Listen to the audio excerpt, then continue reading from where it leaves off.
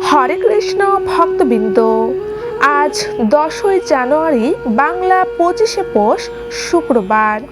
আজ পৃথিবীর বুকে ধরাধামের মনুষ্য জীবকে উদ্ধার করতে যে একাদশী তিথির আবির্ভাব হয়েছে তার নাম হলো পৌষ পুত্রদা একাদশী। পৌষ পুত্রদা একাদশী সর্বপাপ বিনাশিনী ও সর্বশুভ ফলদায়ক ব্রত।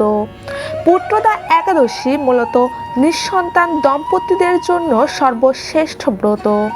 পুত্রদা একাদশী ব্রত পালনের ফলে যোগ্য সন্তান লাভ হয়। তাছাড়াও যে সকল কৃষ্ণ ভক্তবৃন্দরা সন্তানদের সুস্থতার জন্য এই ব্রত রাখেন তাদের সন্তানরা দীর্ঘায়ু লাভ করে এবং জীবনে তারা অনেক উন্নতি লাভ করে। পরিবারের জন্য সেই সন্তানরা খ্যাতি এনে দেয়।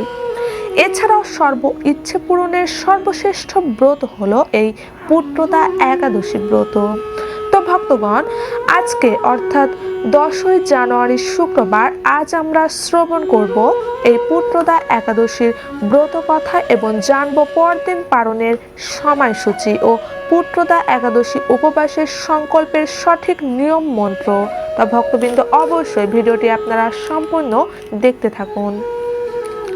তো কৃষ্ণ ভক্তবৃন্দগণ, আপনারা সকলে হয়তো আজকের এই পূর্ণময় পৌষ মাসের সর্বশেষ ও সর্বশ্রেষ্ঠ একাদশী ব্রতটি নিশ্চয় ভক্তি ও নিষ্ঠার সাথে পালন করছেন, অর্থাৎ পুত্রদা একাদশী ব্রতটি আপনারা সকলেই আজ পালন করছেন।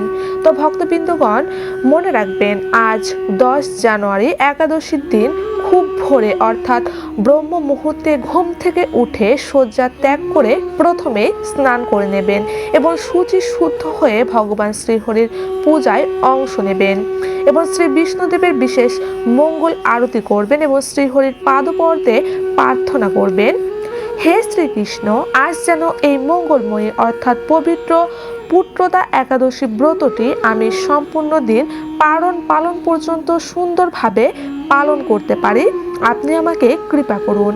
এইভাবে ভগবানের কাছে আজ প্রার্থনা করবেন। আর অবশ্যই কিন্তু ভক্তবৃন্দ, শ্রীকৃষ্ণের সুমুখে সংকল্প মন্ত্রটিও পাঠ করতে হবে এবং সুন্দরভাবে আজকের পুত্রদা একাদশী ব্রতের সংকল্প নিতে হবে।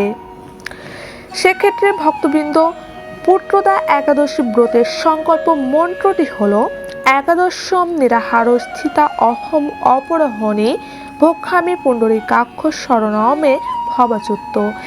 এই মহামন্ত্রটি আপনারা ভগবানের সম্মুখে আজ 10 জানুয়ারি শুক্রবার খুব ভোরে পাঠ করে একাদশী ব্রতের সংকল্প নেবেন।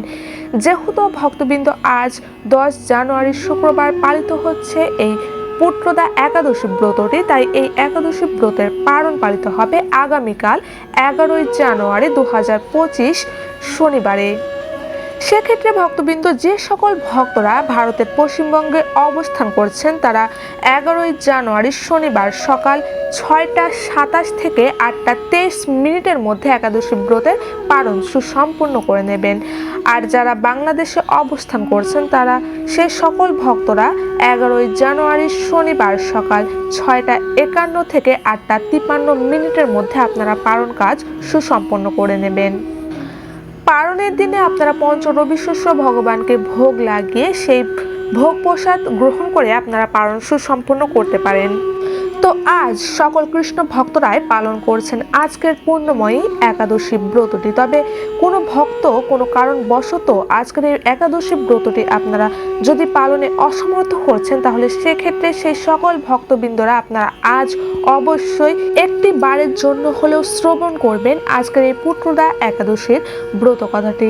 অবশ্যই কিন্তু ভক্তবৃন্দরা যারা আপনারা কোনো কারণবশত আজকের এই ব্রতটি একেবারে পালনে অসমর্থ হচ্ছেন তারা অবশ্যই আজকের দিন একটি ঘৃত প্রদীপ ভগবানের সম্মুখে প্রজ্বলন করুন এবং সাথে শ্রবণ করুন আজকের এই পবিত্র পুত্রদা একাদশীর অপূর্ব ব্রত কথাটি।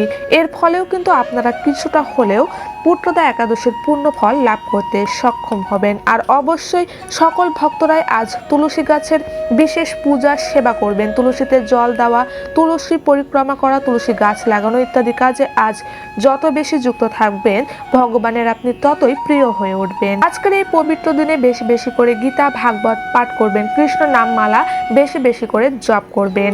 তো সকল কৃষ্ণ ভক্তবৃন্দরা, আপনারা কিন্তু আজ এই পুত্রদা একাদশী ব্রতটি পালনের পাশাপাশি এই একাদশীর ব্রত কথাটিও কিন্তু আজ আপনারা অবশ্যই অবশ্যই শ্রবণ করবেন, তবেই গিয়ে আপনাদের এই একাদশী ব্রতটি পূর্ণ হবে।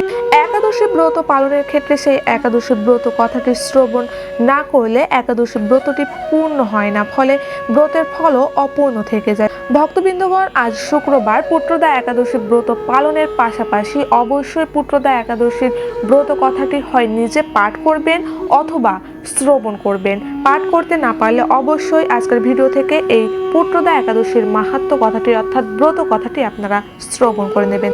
তাহলে চলুন ভক্তবৃন্দ, এবার শ্রবণ করে নেওয়া যাক পুত্রদা একাদশীর ব্রত কথাটি। যুধিষ্ঠির বললেন, হে কৃষ্ণ, পৌষ মাসের শুক্লপক্ষের একাদশীর নাম কি, বিধি বা কি, কোন দেবতা ওই দিনে পূজিত হন এবং আপনি কার প্রতি সন্তুষ্ট হয়ে সেই ব্রত ফল প্রদান করেছিলেন, কৃপা করে আমাকে সবিস্তারে তা বলুন। শ্রীকৃষ্ণ বললেন, হে মহারাজ, এই একাদশী পুত্রদা নামে প্রসিদ্ধ। সর্বপাপ বিনাশিনী ও কামদা এই একাদশীর অধিষ্ঠাতা দেবতা হলেন সিদ্ধিদাতা নারায়ণ। ত্রিলোকে এর মতো শ্রেষ্ঠ ব্রত নেই। এই ব্রতকারীকে নারায়ণ বৃদ্ধবান ও যশস্বী করে তোলেন। এখন আমার কাছে ব্রতের মাহাত্ম্য শ্রবণ করুন। ভদ্রাবতী পুরীতে সুকেতুমান নামে এক রাজা ছিলেন। তার রানীর নাম ছিল শৈব্যা। রাজদম্পতি বেশ সুখে দিন যাপন করছিলেন। বংশ রক্ষার জন্য বহুদিন ধরে ধর্মকর্মের অনুষ্ঠান করেও যখন পুত্র লাভ হলো না, তখন রাজা দুশ্চিন্তায় কাতর হয়ে পড়লেন। তাই সকল ঐশ্বর্যবান হয়েও পুত্রহীন রাজার মনে কোনো সুখ ছিল না। তিনি ভাবতেন, পুত্রহীনের জন্ম বৃথা ও গৃহশূন্য। পিতৃদেব মনুষ্য লোকের কাছে যে ঋণ শাস্ত্রে উল্লেখ আছে তা পুত্র বিনা পরিশোধ হয় না। পুত্রপাঞ্জনের এ জগতে যশলাভ ও উত্তম গতি লাভ হয় এবং তাদের আয়ু, আরোগ্য, সম্পত্তি প্রভৃতি বিদ্যমান থাকে। নানা দুশ্চিন্তাগ্রস্ত রাজা আত্মহত্যা করবেন বলে স্থির করলেন, কিন্তু পরে বিচার করে দেখলেন আত্মহত্যা মহাপাপ। এর ফলে কেবল দেহের বিনাশ মাত্র হবে, কিন্তু আমার পুত্রহীনতা তো দূর হবে না। তারপর একদিন রাজা নিবিড় বনে গমন করলেন। বন ভ্রমণ করতে করতে দ্বিপ্রহর অতিক্রান্ত হলে রাজা ক্ষুধা তৃষ্ণায় অত্যন্ত কাতর হলেন। এদিক ওদিক জলাদির অনুসন্ধান করতে লাগলেন। তিনি চক্রবাক, রাজহংস এবং নানা রকম মাছে পরিপূর্ণ একটি মনোরম সরোবর দেখতে পেলেন। সরোবরের কাছে মুনিদের একটি আশ্রম ছিল। তিনি সেখানে উপস্থিত হলেন। সরোবর তীরে মুনিগণ বেদ পাঠ করছিলেন। মুনিবৃন্দের শ্রীচরণে তিনি দণ্ডবৎ প্রণাম করলেন। মুনিগণ রাজাকে বললেন, হে মহারাজ, আমরা আপনার প্রতি প্রসন্ন হয়েছি। আপনার কি প্রার্থনা বলুন। রাজা বললেন, আপনারা কে এবং কি জন্যই বা এখানে সমবেত হয়েছেন।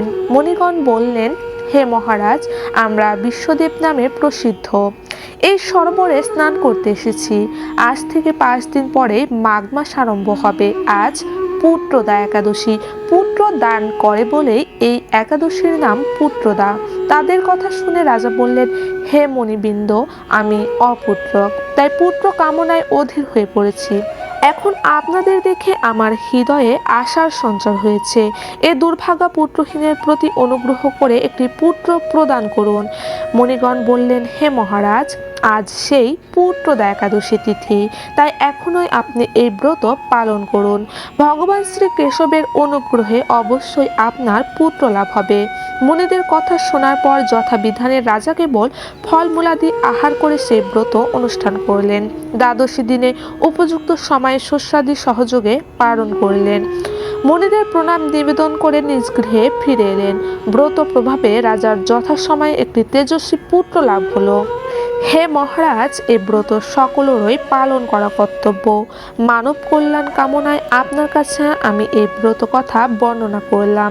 নিষ্ঠা সহকারে যারা এই পুত্রদা একাদশী ব্রত পালন করবে তারা পুত নামক নরক থেকে পরিত্রাণ লাভ করবে। আর এই ব্রত কথা শ্রবণ কীর্তনে অগ্নিষ্টম যজ্ঞের ফল পাওয়া যায়। ব্রহ্মাণ্ড পুরাণে এই মাহাত্ম্য বর্ণনা করা হয়েছে।